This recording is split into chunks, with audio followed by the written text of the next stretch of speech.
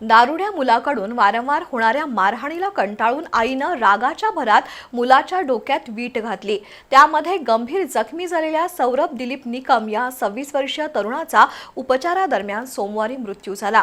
हातकणंगले तालुक्यातील गडमुडशिंगीमध्ये झालेल्या घटनेप्रकरणी आई जयश्री घाटके यांच्यावर गुन्हा दाखल झालाय। गडमुडशिंगीमध्ये राहणारा सौरभ निकम हा व्यसनाच्या आहारी गेला होता। तो सतत आपल्या आईकडे दारूसाठी पैशांची मागणी करत असे। पैसे दिले नाहीत तर तो आईला शिवीगाळ करून बेदम मारहाण करायचा। शुक्रवारी देखील याच कारणावरून त्यांच्यात वाद झाला आणि सौरभनं आईला मारहाण करायला सुरुवात केली।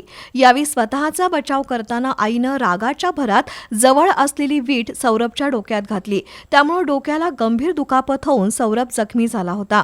त्याला तातडीनं गांधीनगरमधील स्थानिक रुग्णालयात आणि त्यानंतर CPR मध्ये हलवण्यात आलं। मात्र रक्तस्राव जास्त झाल्यानं सोमवारी त्याचा उपचारादरम्यान मृत्यू झाला। या प्रकरणी गांधीनगर पोलिसांनी मृत सौरभची आई जयश्री सुरेश घाटके यांच्यावर गुन्हा दाखल केलाय।